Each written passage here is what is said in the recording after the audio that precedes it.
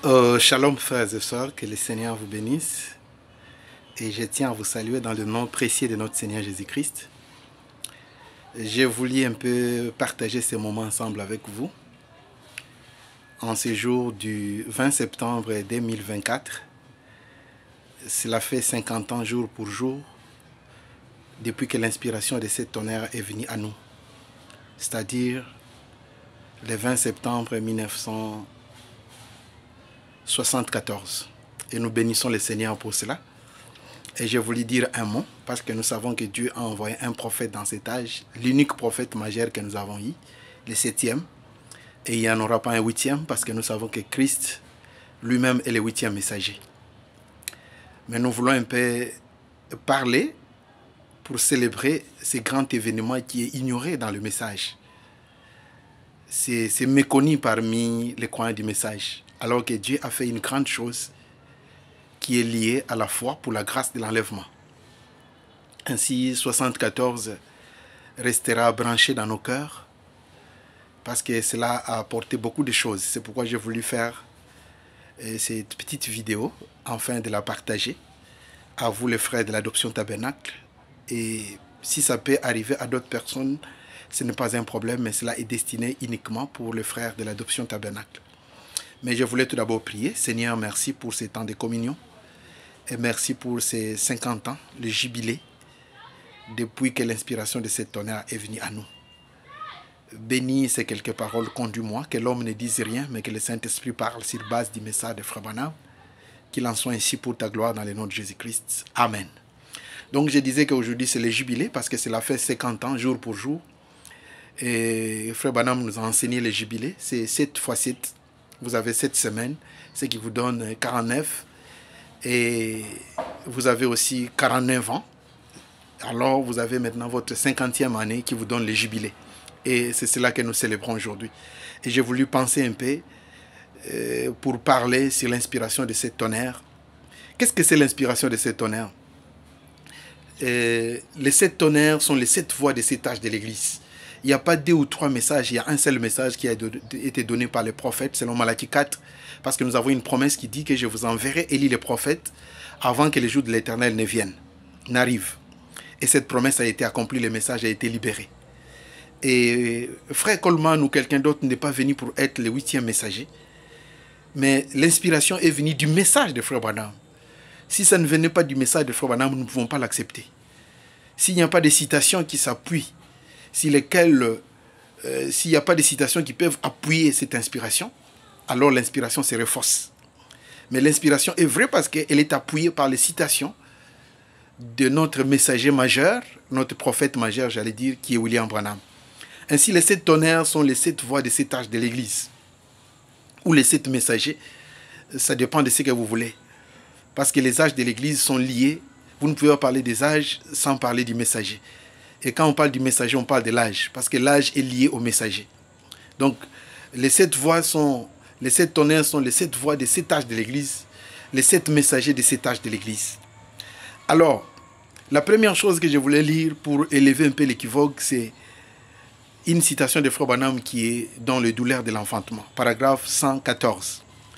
Ces hommes, s'ils prennent ceci et qu'ils s'en aillent avec, ils vont pouvoir y donner plus de sens, vous voyez, pour l'amener à un point. Je peux simplement déposer cette semence, mais j'espère qu'ils lui feront prendre vie. Et quand il dit ils lui feront prendre vie, ce sont des hommes qui viennent après Frère Branham. Donc tout ne s'est pas arrêté par Frère Branham. Non. Frère Branham a fait son travail, mais le Saint-Esprit a continué son œuvre. C'est pourquoi lui-même, il ouvre une brèche ici en disant que ces hommes, s'ils prennent ceci, c'est-à-dire que s'ils prennent ces messages, et qui s'en aillent avec ces citations, ils vont pouvoir y donner plus de sens. C'est-à-dire que moi j'ai fait quelque chose, mais ces hommes qui viendront, ils vont rendre plus clair le message. En d'autres termes, ils vont recycler le message. Donc il n'y a pas d'équivoque. Quand nous parlons de l'inspiration de ces tonnerres, ce n'est pas quelque chose qui vient entraver le message, non. Mais Frère Branham a dit, donnez plus de sens des hommes qui viendront. Et j'aimerais mieux que vous, les bien-aimés frères, vous puissiez bien comprendre ceci, que Frère Branham en avait déjà parlé, Et nous sommes dans cette dynamique, dans cette logique où des hommes sont venus après Frère Branham pour donner plus de sens à ce que lui avait prêché. Et qu'est-ce que nous pouvons dire encore? Dans le 4e sceau, au paragraphe 180, nous voyons qu'il s'est fait tuer par l'épée aussi, par l'épée de la parole. La parole de Dieu, cette épée pénétrante, a des tranchants. Elle les tire et les jette à terre. Attendez que ces 7 tonnerres fassent entendre leur voix de ce groupe qui peut vraiment prendre la parole de Dieu et la manier. Elle va trancher et couper. Ils peuvent fermer le ciel. Donc il y a une prophétie. Frère Branham n'était pas simplement un simple prédicateur, mais il était un prophète, quelqu'un qui prédisait l'avenir. Et dans cette citation, il dit clairement que les gens ne pouvaient pas être pressés, ne pouvaient pas se précipiter, aller trop vite. Mais il nous a tous demandé d'attendre. Quand on vous dit d'attendre, cela veut dire que quelque chose qui doit venir. On ne peut pas attendre en vain. Si on attend, c'est-à-dire qu'il y a quelque chose qui vient. Et quand il a dit attendre, c'est-à-dire que les 7 tonnerres allaient faire entendre leur voix. C'est ça que nous devons entendre. Et je m'en vais pour vous faire voir réellement que ce que Frère Branham nous a fait attendre, dont il nous a demandé d'attendre, cela s'est accompli exactement le 20 septembre 1974. C'est là où les 7 tonnerres ont fait entendre, parce que c'était l'accomplissement de la prophétie de William Branham. C'était l'accomplissement de la prophétie de Malachie 4. Voilà comment nous pouvons le dire. Il a dit attendez, sous l'inspiration, comme étant un prophète. Et en 1974, cela s'est accompli. Et nous allons le voir par des citations de Frère Branham que réellement, cette prophétie n'a pas failli, elle s'est accomplie. Et les 7 tonnerres ont fait entendre leur voix à un groupe. Et je suis heureux ce soir, alors que je vous parle d'appartenir à ces groupes qui peuvent prendre la parole de Dieu pour la manier. Elle va trancher et couper. Mais n'oublie pas que dans la parole de Dieu, il y a 2 choses. Il y a tout d'abord la révélation et puis la manifestation. C'est pourquoi Jésus a dit dans Marc 11 que tout ce que vous demanderez en priant, croyez que vous l'avez reçu. Ça, c'est la révélation. Et puis par la suite, vous le verrez, cela s'accomplir. Ça, c'est la manifestation. Et donc, il y a 2 choses que nous pouvons comprendre. La manifestation, non, la révélation et la manifestation. Et ces voix se font entendre au milieu d'un groupe. Et quand ces voix se font entendre, tout d'abord c'est une révélation, et puis vient la manifestation. Ça c'est très important parce que nous ne pouvons pas être pressés. Mais nous sommes dans la prophétie de Frère Branham, où il nous a demandé d'attendre quelque chose. Et nous remercions le Seigneur parce que cette chose dont Frère Branham nous a demandé d'attendre est effectivement arrivée, doucement, tendrement, dans la simplicité, peut-être méconnue des gens, mais Dieu a accompli sa parole. Dieu accomplissant sa parole. Le 20 septembre 1974, Dieu accomplissant sa parole. Dieu prouvant sa parole. Dieu veillant sur sa parole pour l'accomplir. Parce que la Bible dit qu'il veille sur sa parole pour l'accomplir. Et c'est cela que nous voyons. Et quand nous arrivons sur son message qu'il a prêché, le 8 janvier 61, les trônes, j'ai une citation aussi que je voulais lire là-bas. Il dit ceci. Suivez ça très bien. Maintenant, la voix du trône, remarquez, au milieu de ces trônes, devant les trônes, il y avait les 7 étoiles. La voix de 7 étoiles, 2 voix, vous voyez. Nous trouvons qu'il y avait plus ici, dans Apocalypse 4, ou plutôt 5. Et du trône sortaient des éclairs, des tonnerres, des voix. Pas une seule voix, mais de voix au pluriel. Qu'est-ce que c'est? Dieu parlant à l'Église, se reflétant au travers de cet esprit. Et lorsqu'un vrai oint de Dieu parle, c'est la voix de Dieu. Rejeter cela, c'est ôter les chandeliers. De voix de 7 âges de l'Église, ici au coin.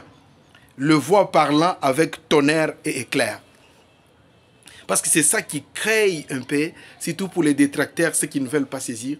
Mais je crois que par cette vidéo, Dieu nous fera encore grâce de bien saisir réellement ce que Frère Branham était en train de dire. Et il n'a pas mâché les mots, il a bien dit que quand un vrai oint de Dieu parle, sa voix, c'est la voix de Dieu. Vous voyez, rejeter cela, c'est ôter les chandeliers. Et il dit que c'était des voix de 7 âges de l'Église pour montrer que Dieu a parlé 7 fois par 7 messagers, parlant avec des tonnerres. Donc, chacun de voix de ces messagers dans l'âge dans lequel ils ont vécu, c'était un tonnerre. Et quand nous avons ces 7 messagers, nous avons les 7 tonnerres. C'est pourquoi les frères Branham, par cette citation, ils montrent d'une manière claire que les 7 tonnerres sont les 7 voix des 7 âges de l'Église. Parce qu'il y a eu 7 âges, il y a eu 7 vertis, il y a eu 7 messagers, il y a eu 7 étoiles. Vous voyez? Et chacun d'eux était un vrai oint de Dieu. Paul, jusqu'à William Branham, chacun était un oint. Vous voyez? Parce que les gens, par la sagesse humaine, ne peuvent pas comprendre que les 7 tonnerres sont les 7 voix des 7 âges de l'Église. Que les 7 tonnerres sont les 7 voix des 7 messagers des âges de l'Église. Ils ne peuvent pas les comprendre. Mais il y a une citation. Et quand on s'y met à étudier cette citation, vous découvrez d'une manière claire que les 7 tonnerres sont réellement les 7 voix des 7 âges de l'Église. Et Frère Branham en a bien parlé. Pas une seule voix, mais de voix au pluriel, parlant à l'Église. Se reflétant à travers de 7 esprits. 7 esprits, 7 voix, 7 étoiles, 7 messagers, 7 hommes. Dieu les utilisant pour parler à l'Église. Vous voyez? Et ôter cela, rejeter cela, c'est ôter les chandeliers. Et c'était les tonnerres, Dieu parlant. C'est tellement clair que Dieu nous fasse grâce. Nous l'avons vu. Et qu'il fasse encore grâce. Et grâce, encore plus de grâce à d'autres personnes. Et à nous aussi qui sommes déjà à l'intérieur. Et pour aller un peu vite dans Dieu caché, Dieu se cache plutôt et se révèle dans la simplicité. Je voulais prendre le paragraphe 103. Mais là, nous nous sommes occupés à autre chose en ce moment. Et nous sommes dans la parole, vous voyez. Alors tenons-nous en cela en ce moment. Nous sommes dans l'enseignement. Et vous pouvez vous rendre compte la grande tension que cela produit sur moi, vous voyez. Parce que si j'enseigne quelque chose, quoi que ce soit qui soit faux, j'aurai à répondre. Alors je ne dois pas prendre l'idée de quelqu'un. Vous voyez, cela doit être inspiré. Voilà, parce qu'il y en a parfois, quand on parle du terme inspiration, ils ne pouvaient pas comprendre. L'inspiration, c'est quelque chose qui vient des Écritures. Et ici, c'est quelque chose qui vient du message, qui est la parole révélée pour notre temps. Et Frère Branham dit ici, cela doit être inspiré. Mais ce qui est plus intéressant pour nous, il dit ceci, suivez un peu ça. Je crois que c'est 7 anges qui détiennent les 7 tonnerres l'accorderont. Et moi, je m'en vais de vous poser une question par cette citation. Vous voyez, qui détenait les 7 tonnerres? C'est les 7 anges. Vous ne pouvez pas parler de 7 tonnerres sans les 7 anges. Cela est lié, vous voyez. Et vous ne pouvez pas dire le contraire. Parce que c'est la parole de Dieu. Cela doit être inspiré. Et je crois que les 7 anges détiennent les 7 tonnerres. Et ils l'accorderont. Et beaucoup veulent séparer les 7 anges et les 7 tonnerres. Mais quand vous séparez les 7 anges et les 7 tonnerres, c'est déjà terminé pour vous et ça ne peut pas marcher. Vous voyez? Donc, les 7 tonnerres sont liés aux 7 anges, sont liés aux 7 vertis, sont liés aux 7 voix des 7 âges de l'Église. Il n'y a pas moyen de les séparer. C'est la parole de Dieu. Et nous remercions le Seigneur. C'est pourquoi je suis dans la joie de célébrer ces jubilés, ces 50 ans de l'inspiration de 7 tonnerres. Quelqu'un est allé dans le message de Frère Branham. Les autres ne pouvaient pas le voir, mais il a eu la grâce par le Saint-Esprit. Il s'est plongé, comme je peux utiliser ça à l'intérieur, et il a trouvé ceci. Vous voyez, je crois que les 7 anges qui détiennent les 7 tonnerres l'accorderont. Ne séparons jamais les 7 tonnerres de 7 anges. Et ne séparons jamais les 7 anges des 7 âges de l'Église. Parce que quand on parle de 7 anges, on voit les 7 âges de l'Église. C'est vraiment parfait, c'est tellement correct. C'est la parole de Dieu. Mais nous devons avancer. Prenons encore une autre citation. C'est le lever du soleil. Ou Frère Branham l'a appelé, vous le savez, la puissance vivifiante. Paragraphe 309. Nous lisons ce qu'il dit. Et les 7 anges même qui représentent les 7 âges de l'Église, bien au complet. Et nous ne pouvons même pas voir cela. Les autres ont vu et ils ont pris la photo, pas nous. Le voilà, se tenant là, le juge suprême, montrant qu'il est l'alpha et l'oméga, le commencement et la fin. Quelle identification de la puissance vivifiante. Voyez, Frère Branham est en train de montrer la chose d'une manière claire. Je suis en train de montrer toujours les rapports qu'il y a entre les 7 anges, les 7 tonnerres, les 7 âges et les 7 vertis. Ça, c'est vraiment important. Et la citation est tellement claire. Il dit ici que les 7 anges même qui représentent les 7 églises. Et quand on parle de 7 églises, c'est les 7 âges de l'église. Vous voyez, comme vous pouvez le voir derrière moi dans cette pyramide. Et si nous prêchons les tonnerres en dehors de la pyramide, ça ne marchera pas. Et si nous plaçons seulement les tonnerres au sommet de la pyramide, ça ne marchera pas aussi. Frère Branham m'a dit que la pyramide est coiffée par les tonnerres. Ça, c'est parfait. La pierre de fête, nous croyons cela. Mais vous remarquerez que ça ne peut pas tenir bon tant qu'il n'y a pas un soubassement en bas. Ce qui est en bas, c'est ça qui est au-dessus. Et ce qui est au-dessus, c'est ça qui est en bas. Et quand vous saisissez ce qui est au-dessus, alors vous pouvez saisir ce qui est en bas. Et quand vous saisissez ce qui est en bas, vous pouvez aussi saisir ce qui est au-dessus. Ne disséquez pas la pyramide. Vous voyez, les tonnerres sont dans la pyramide. Et ils ne sont pas simplement au-dessus, mais les tonnerres sont aussi en bas. Parce que Branham dit ici que les 7 âges, les 7 anges même, qui représentent les 7 églises, bien au complet, nous ne pouvons pas les voir. Vous voyez. Donc c'est même la forme de Jésus-Christ aujourd'hui. La forme la plus claire que nous connaissons de Jésus-Christ aujourd'hui, c'est la pyramide. Colorée de 7 couleurs. Vous voyez, parce que Frère Branham dit qu'il y a plusieurs couleurs que le monde essaye d'inventer par des mélanges. Mais quand il parle des originaux, des originales plutôt, il n'y a que 7 couleurs qui sont originales. Et c'est cela qu'il a placé dans la pyramide, le mariant avec les 7 vertis. Donc, c'est tellement clair. Frère Branham dit, quelle identification! C'est la puissance vivifiante qui a fait cela pour nous. Et nous remercions aussi le Seigneur en cette année 2024, 50 ans après. Vous voyez, il y a eu des hauts et des bas, il y a eu beaucoup de choses, des hérésies et toutes ces choses. Mais les tonnerres tiennent bon. Les tonnerres tiennent bon. C'est comme je l'ai dit dernièrement à Antananarivo, comme je l'ai dit dernièrement à Tamatave au Madagascar. Et je salue même le pasteur Didier, que le Seigneur te bénisse pour cette merveilleuse convention que nous avons eue et les grands déversements du Saint-Esprit. Mais j'étais en train de dire là-bas que je suis un citoyen du pays du Saint-Esprit. Oui. Et Frère Branham m'a dit que je suis identifié à l'Amérique parce que je suis un citoyen américain. Mais Frère Branham n'a jamais dit qu'il était l'Amérique, non. Il était identifié à l'Amérique. Vous voyez. Et le Saint-Esprit, comme je l'ai dit à Madagascar, c'est mon pays, je suis un citoyen du Saint-Esprit. Mais je ne suis pas le Saint-Esprit, mais je suis identifié au Saint-Esprit. Vous voyez. Je suis un Congolais et je suis identifié à ce que le Congo est.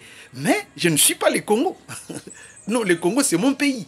Je ne suis pas le Saint-Esprit, mais je suis identifié au Saint-Esprit.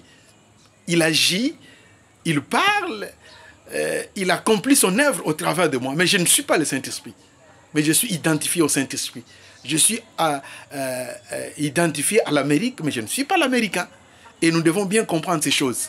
Je le dis parce qu'il y a eu beaucoup d'hérésies autour de cette tonnerre et ce que les gens disent pour essayer de salir notre inspiration de cette tonnerre qui vient réellement de Dieu. Ça ne vient pas de l'homme, non, cela vient de Dieu. Mais le diable essaye de les salir, mais malgré tout cela, l'inspiration tient bon. Que le nom du Seigneur soit béni. Alors, dans Messieurs, et c'est le signe du temps de la fin, je vais lire une citation. Paragraphe 374. Alors, si c'est ainsi, il y a eu les 7 âges de l'Église dans lesquels il a proclamé 7 mystères pour lesquels ils ont combattu afin de les ramener. Maintenant, la pierre de fête vient pour coiffer l'Église. Est-ce que c'est cela que veut dire les 7 tonnerres, mes frères? Messieurs, est-ce que c'est là où nous en sommes? Une question de Frère Branham. Vous voyez, ne vous limitez pas simplement au sommet, tout commence en bas. Ouais, ce qui est en bas, c'est ça qui va au sommet. Et cette pyramide au complet et les 7 tonnerres. La pyramide, ce n'est pas seulement la pierre de fête que vous voyez là. Ouais. La pyramide, la pierre de fête fait partie de la pyramide. Vous voyez. La révélation qui devrait venir au dernier jour. Et cette pyramide devrait se lever de nouveau. La maison de Dieu devrait se lever. Vous voyez. Et cette pyramide devrait vivre de nouveau, comme Frère Branham l'a dit, dans la restitution de l'arbre de l'épouse. Donc nous le voyons très clair. Donc il y a eu les 7 âges de l'Église dans lesquels ils ont combattu, dans lesquels ils ont proclamé. Paul a tonné, vous voyez, comme un chandelier de Dieu, un tonnerre, ainsi de suite, jusqu'à Malachie 4. Et cela a formé les 7 voies des 7 âges de l'Église pour former l'individu parfait qui doit aller dans l'enlèvement. Donc nous avons une foi parfaite, nous avons une épouse parfaite, sans tache, ni ride, ni rien de semblable. Une épouse parole. Vous voyez, ça ne pouvait qu'être la pyramide. Et comme je l'ai toujours enseigné, toutes les promesses de Dieu sont dans la pyramide. En dehors de la pyramide, vous n'avez rien. Toute la vie est dans la pyramide. L'adoption est dans la pyramide. L'enlèvement est dans la pyramide, la perfection est dans la pyramide, la place en Christ, le réveil de l'épouse, toutes ces grandes promesses que nous avons sont dans la pyramide. Et la vie est dans la pyramide. Oh, que le nom du Seigneur soit loué. Je dois prendre ma dernière citation parce que j'ai déjà pris 20 minutes. Écoutez un peu ceci, mes bien-aimés frères. Je crois que nous devons les lire. Écoutez ce qui est dit ici dans compte rendu de mon voyage en Afrique du Sud. Oui, et j'allais confondre ça avec compte à rebours. Non, compte rendu de mon voyage en Afrique du Sud. Frère Branham dit ceci. Eh bien, il y a quelque chose au sujet de New York City. Eh bien, observez. Rappelez-vous, il y a quelque chose au sujet de New York City. N'oubliez pas cela. Entendez-vous? Bien. Si Frère Branham pouvait attirer l'attention de l'épouse, parce qu'il savait que c'était enregistré, il a dit que n'oubliez pas cela. Et il a posé encore la question, est-ce que vous l'entendez? Et à la fin, il a dit, très bien. Il y a quelque chose. Ce que nous ne devons pas oublier, c'est qu'il y a quelque chose au sujet de New York City. Et c'est pourquoi vous avez vu qu'après Jeffersonville, et que vous les bien-aimés, vous puissiez bien les comprendre, après Jeffersonville, en 1974, quand Dieu a fini avec Frère Branham, le même ange est venu à New York City. Parce que cela avait déjà été prédit, ce n'était pas un hasard. Dieu a pris un noir, un homme de couleur rejeté de tous. Mais il a utilisé. Nous ne regardons pas tellement à l'homme, non. Je m'en fous de ce que les gens disent, huitième messager, et toutes ces choses, un grand leader, ils suivent un homme. Non, on ne regarde pas l'homme. Même Frère Branham, on ne regarde pas l'homme. On voit le Fils de l'homme qui agit au travers de lui. Nous n'avons pas affaire avec un Américain. Non. Et le même ange est venu parce que cela avait déjà été prophétisé. Il y a quelque chose. Donc l'inspiration de cet honneur que nous avons eu, que nous prêchons partout, à Matadi, Madagascar, Boma, Côte d'Ivoire, Canada, Annecy, Allemagne, Nigeria, n'importe quel pays. Vous voyez, cette inspiration qui nous est venue devrait commencer à New York City. Parce que cela avait été prédit. Il y a quelque chose. Et cette chose-là dont le frère Branham m'avait parlé, c'était réellement cette inspiration de cet honneur. Pas pour falsifier le message de frère Branham, mais pour le rendre clair, comme il a dit dans les douleurs de l'enfantement. Et nous avons eu quelque chose de clair. Vous voyez, il y a eu les Julien Brinel qui sont venus. Il y a eu toutes ces choses, l'écriture sur les mirailles et tout cela. Mais ceci n'a pas été ébranlé parce que c'est la parole de Dieu. Cela a été dit par les prophètes. Et un sens a été donné à cela par un écho apostolique. Parce qu'il y a quelque chose au sujet de New York. En d'autres termes, cette inspiration de cet honneur ne pouvait venir nulle part ailleurs, sauf à New York. C'est là où cela devrait commencer. Nous ne mettons pas quelqu'un en avant comme un huitième messager, mais la chose devrait commencer là. C'est pourquoi Frère Branham m'a dit que n'oubliez pas cela. Et je crains que certaines personnes l'ont oublié. Parce que Frère Branham a attiré l'attention comme étant un prophète. Il savait que les gens allaient oublier cela. Mais l'Esprit a parlé au travers de Malachie 4 pour leur dire, n'oubliez pas cela. Il peut y avoir des Julien Brinel, il peut y avoir des gens qui diront, je suis le Saint-Esprit. Il y a des gens qui pourront dire que c'est moi le quintuple ministère, les autres ne sont que rien. C'est moi le quintuple. Oubliez toutes ces choses. Mais Frère Branham dit, n'oubliez pas ceci. Vous voyez, l'inspiration de cet honneur à New York. Et cela ne s'est pas limité par Frère Coleman. C'est ça que nous prêchons. Et il y a beaucoup de gens qui prêchent. Le quintuple ministère, ce n'est pas un homme simplement qui est à Londres, non. Ou bien ce n'est pas un groupe de Blancs, des Européens, non. Le quintuple ministère est dans toutes les langues. Ouais. Dans toutes les langues, dans toutes les tribus, dans toutes les nations, partout. Il y a un quintuple ministère. Et comment nous pouvons reconnaître ce quintuple ministère? C'est quand ils prêchent la pyramide, quand ils prêchent les tonnerres, les 7 vertus, les 7 voix, quand ils ont cette inspiration, parce qu'ils ont un ministère d'amener l'épouse à la perfection. Et ils ne pourront qu'avoir les 7 vertus, ils ne pourront qu'avoir les 7 tonnerres, les 7 voix, pour amener cette épouse à être une épouse parfaite.